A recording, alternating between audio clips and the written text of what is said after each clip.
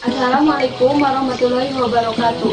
Perkenalkan, nama saya Gali Junia dari kelas KSMP 22B, Prodi Manajemen. Di video ini saya akan memenuhi tugas mata kuliah saya, yaitu Pendidikan Pancasila, untuk mewawancarai mengenai demokrasi. Sekarang saya telah bersama narasumber saya.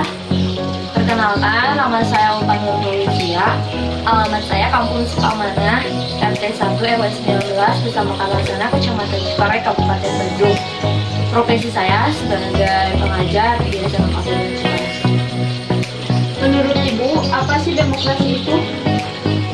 Menurut saya pribadi, demokrasi itu adalah bentuk pemerintahan di mana semua warga berhak memberikan sebuah keputusan dan pendapat untuk kemajuan negara itu sendiri.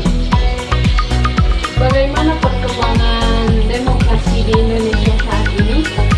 Untuk perkembangan demokrasi di Indonesia pada saat ini, ketika kita melihat sejarahnya, bahwa sebelumnya demokrasi Indonesia itu memiliki 4 masa. Yang pertama mungkin demokrasi parlementer, yang kedua demokrasi terpimpin, yang ketiga demokrasi Pancasila Orde Baru, yang keempat demokrasi Pancasila Reformasi.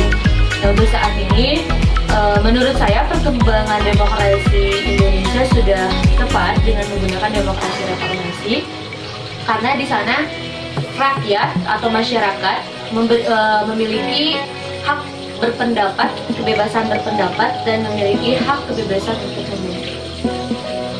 Lalu bagaimana keadaan demokrasi saat ini? Apakah telah sesuai dengan perundang-undangan yang ada, atau malah tidak sesuai menurut pandangan Ibu sebagai warga negara Indonesia?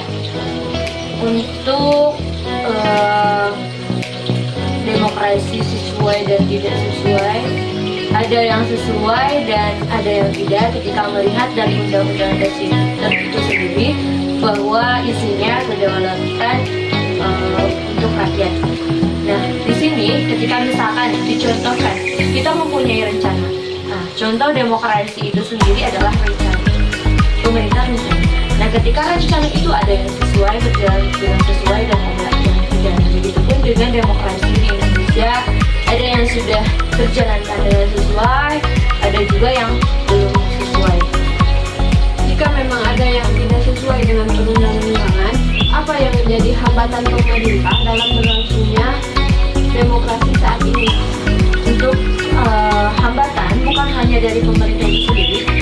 Jadi menurut saya, hambatan demokrasi itu sendiri ada 2 menurut saya. Yang pertama dari rakyat itu sendiri, yang kedua dari pemerintah itu sendiri. Dari rakyatnya, yang pertama, masih banyak rakyat yang belum mengerti tentang apa itu demokrasi, sehingga ketika misalkan contoh demokrasi dalam berpendapat, mereka mempunyai pendapat yang bagus, mereka mempunyai saran yang bagus untuk pemerintah, namun tidak tahu bagaimana cara memberikan aspirasi tersebut, sehingga untuk yang tidak tahu demokrasi, mereka memberikan pendapat itu dengan arogan, dengan sebuah pertunjukan yang sangat anarkis gitu.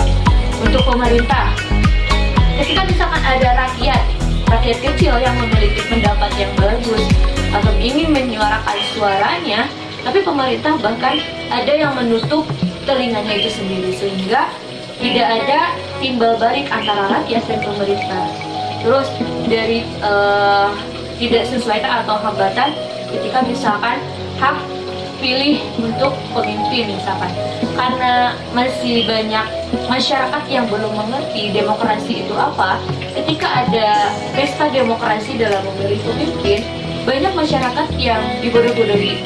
Maksud dibodoh-bodohi di sini, ketika misalkan rakyatnya tidak mengerti untuk apa ini memilih, siapa yang akan dipilih, pemerintah itu menjadi kesempatan atau calon-calon itu menjadi kesempatan monopolikan uang. Maksud di sini